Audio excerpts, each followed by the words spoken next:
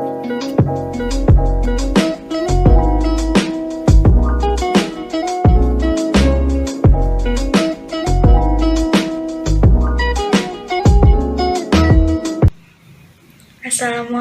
warahmatullahi wabarakatuh.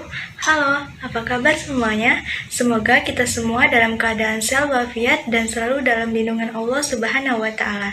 Perkenalkan, saya Desta Safitri, mahasiswi dari jurusan Ilmu Administrasi Publik, Fakultas Ilmu Sosial dan Ilmu Politik Universitas Riau. Pada kesempatan kali ini, saya akan memberikan hasil resensi jurnal yang telah saya buat. Adapun jurnal yang akan saya resensi berjudul State Bureaucracy in Indonesia and its Reforms and Overview. Jurnal ini ditulis oleh Nurdiana Gaus, Sultan, dan Muhammad Basri. Jurnal ini diterbitkan oleh International Journal of Public Administration pada tahun 2016. Keywords: Indonesia, Neoliberalism, Neo-Weberian State, New Public Management. Beberapa hal yang akan saya bahas dalam meresensi jurnal ini antara lain, yang pertama, yaitu sinopsis atau yang menjadi isi dalam jurnal ini, yang kedua, kelebihan yang terdapat dalam jurnal ini, yang ketiga, kekurangan dari jurnal ini sendiri, dan yang keempat, mengenai saran bagi jurnal yang telah saya resensi. Langsung saja kita masuk ke bagian pertama, yaitu sinopsis.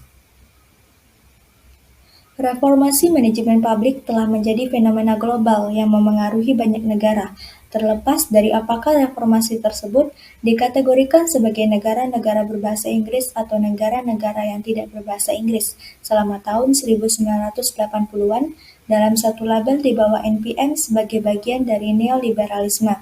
Pollitt dan Volcker 2004, Pollitt dan koleganya 2007, Pollitt 2009, Kickert 1997, Hood 1991, Huck 2000, Lin 2008, dan Verley dan koleganya 1997.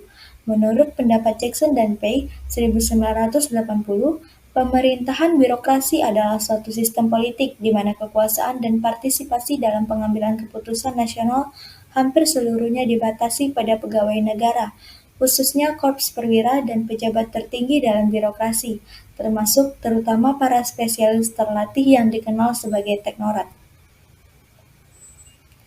Jurnal ini memberikan gambaran yang komprehensif tentang birokrasi negara di Indonesia, sejarah perkembangannya, reformasi yang telah dilakukan, serta pengaruh konsep New Public Management dalam konteks administrasi publik di Indonesia. NPM adalah pendekatan manajemen publik yang mengadopsi praktik dari sektor swasta untuk meningkatkan efisiensi dan efektivitas sektor publik. NPM memiliki prinsip-prinsip dasar yang seragam, namun implementasinya bervariasi sesuai dengan kondisi lokal masing-masing negara. Di Indonesia, penerapan NPM telah disesuaikan dengan kondisi sosio-kultural, sejarah, ideologi, ekonomi, dan sistem politik yang khas. Sejarah Indonesia yang kompleks, mulai dari masa penjajahan Belanda hingga dekolonisasi, mempengaruhi struktur birokrasi negara, tradisi kelas dalam kerajaan tradisional Jawa, dengan stratifikasi kelas yang mencakup bangsawan, elit penguasa, dan massa, memengaruhi hubungan penguasa dengan elit penguasa. Evolusi birokrasi negara Indonesia bergerak dari pola tradisional menuju pola modern. Dikotomi antara pola tradisional yang mencakup atribusi, partikularisme, difusi, patrimonialisme, dan otoritarianisme dengan pola modern yang mencakup sekularisme, universalisme, rasionalisme, dan orientasi prestasi mencerminkan kontradiksi dalam proses modernisasi Indonesia. Reformasi birokrasi di Indonesia, khususnya setelah keruntuhan rezim Orde Baru Soeharto pada tahun 1998, menjadi sorotan utama, terutama perdebatan seputar karakter rezim Soeharto. Apakah dapat disebut sebagai rezim otoriter birokratis atau sistem hibrida yang tidak totaliter maupun demokratis? Gerakan reformasi ini dipicu oleh krisis ekonomi yang ekstrim yang mengakibatkan kehilangan legitimasi dan kredibilitas pemerintah di mata masyarakat. Korupsi, nepotisme, dan kolusi yang merajalela menjadi faktor utama yang memicu gerakan reformasi ini. Pembahasan berikutnya adalah mengenai kelebihan dari jurnal yang saya resensi. Adapun kelebihan dari jurnal ini yaitu jurnal ini dapat memberikan informasi mengenai yang pertama, pengaruh penerapan NPM di Indonesia yang telah disesuaikan dengan konteks sosio-kultural, politik, dan ekonomi yang memengaruhi reformasi birokrasi, serta bagaimana sejarah warisan penjajahan Belanda memengaruhi perkembangan birokrasi negara pasca kolonial. Selanjutnya, adaptasi konsep New Public Management sebagai bagian dari neoliberalisme serta prinsip-prinsip manajemen publik global yang telah diimplementasikan dan disesuaikan dengan kondisi lokal secara efektif terhadap karakteristik dan kebutuhan masyarakat Indonesia. Kemudian karakteristik birokrasi negara Indonesia sebelum dan selama proses reformasi dengan mengaitkan reformasi birokrasi dengan proses demokratisasi di Indonesia. Tujuan reformasi birokrasi ini untuk menciptakan pelayanan publik yang prima, memungkinkan pengelolaan pemerintahan publik yang demokratis, depolitisasi pemerintahan, serta meningkatkan efisiensi, transparansi, dan akuntabilitas. Kemudian, mengenai proses modernisasi dan pengaruhnya terhadap sistem pemerintahan, dikotomi antara pola tradisional yang mencakup atribusi, partikularisme, dan patrimonialisme dengan pola modern yang mencakup sekularisme, universalisme, dan rasionalisme. Selanjutnya, dampak sosial dan ekonomi dari reformasi birokrasi di Indonesia, termasuk bagaimana perubahan dalam sistem birokrasi memengaruhi ekonomi masyarakat secara keseluruhan, yang ditandai dengan pembangunan ekonomi terpimpin. Selanjutnya, jejak konsep New Weberian State terlihat pada upaya pemerintah Indonesia untuk memodernisasi birokrasi rasional Weberian yang tertanam dalam birokrasi patrimonial yang mengatur cara birokrasi di Indonesia menjalankan kepengurusannya, dilengkapi dengan prinsip NPM agar dapat mencapai hasil yang lebih maksimal. Selanjutnya, reformasi birokrasi yang dicanangkan pemerintah mengadopsi teknik dan teknologi korporasi untuk mengukur produktivitas dan kinerja aparatur negara. Selain memberikan informasi, jurnal ini juga memiliki kelebihan lain di antaranya yaitu memberikan kontribusi yang berharga terhadap pengetahuan tentang reformasi birokrasi, baik bagi akademisi, praktisi, maupun pembuat kebijakan. Informasi yang disajikan dapat menjadi dasar untuk pengembangan teori, perumusan kebijakan, dan implementasi terbaik dalam reformasi birokrasi.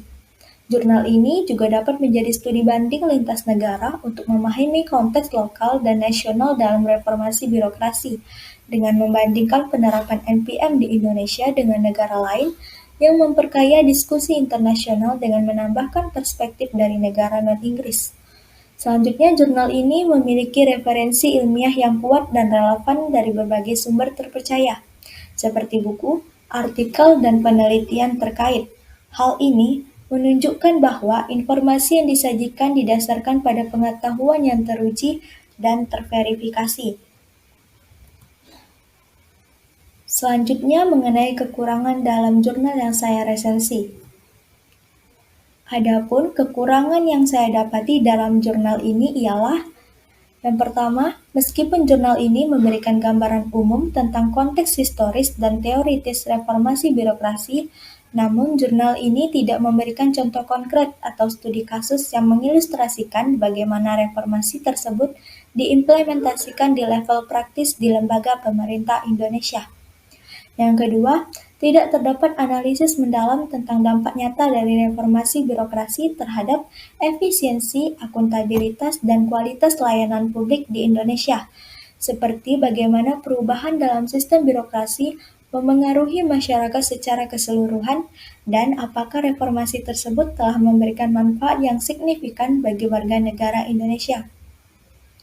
Yang ketiga, evaluasi kinerja merupakan langkah penting untuk memastikan bahwa reformasi birokrasi mencapai tujuan yang diinginkan dan memberikan manfaat yang diharapkan.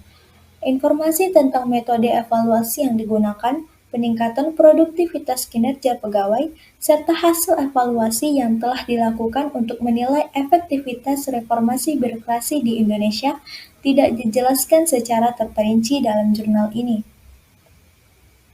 Yang keempat, partisipasi masyarakat merupakan faktor penting dalam memastikan keberhasilan reformasi birokrasi, karena masyarakat adalah pemangku kepentingan utama yang akan merasakan dampak langsung dari perubahan tersebut.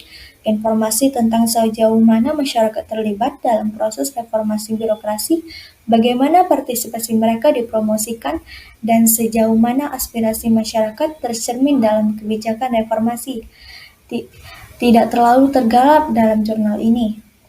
Yang kelima, kurangnya pembahasan yang mendalam mengenai faktor-faktor yang menghambat implementasi reformasi seperti resistensi internal dari birokrasi, kurangnya sumber daya, atau masalah kelembagaan lainnya.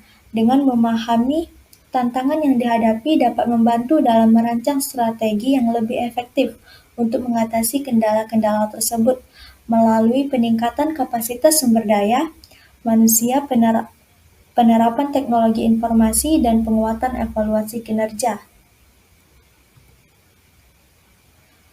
Poin terakhir dari resensi jurnal ini adalah saran. Adapun saran yang dapat saya berikan untuk jurnal ini yaitu disarankan untuk melakukan studi kasus mendalam tentang program-program reformasi yang telah dilaksanakan, melalui analisis konkret terhadap implementasi reformasi di berbagai tingkatan birokrasi akan memungkinkan untuk mengevaluasi keberhasilan, hambatan, dan faktor kunci yang memengaruhi hasil dari reformasi tersebut.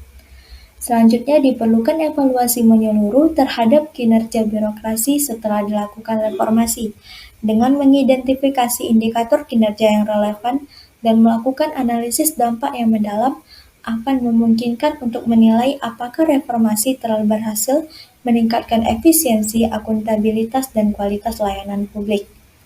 Kemudian perlu diadakannya sistem monitoring dan evaluasi, serta menggunakan wawancara atau survei untuk mendapatkan perspektif langsung dari pegawai negeri yang terlibat dalam reformasi. Apakah reformasi tersebut dapat meningkatkan kinerja para birokrat yang membantu dalam pengambilan keputusan untuk perbaikan lebih lanjut. Kemudian, peneliti seharusnya melibatkan partisipasi masyarakat secara aktif dalam perencanaan, implementasi, dan evaluasi reformasi, mengadakan forum diskusi, konsultasi publik, dan mekanisme partisipasi lainnya dapat membantu memastikan bahwa aspirasi dan kebutuhan masyarakat tercermin dalam kebijakan reformasi yang diambil.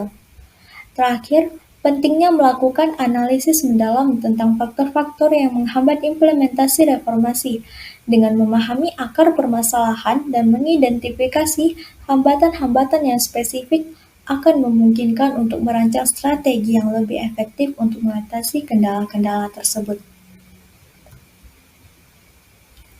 Sekian presentasi dari saya. Semoga apa yang telah saya sampaikan pada video kali ini memberi manfaat bagi kita semua.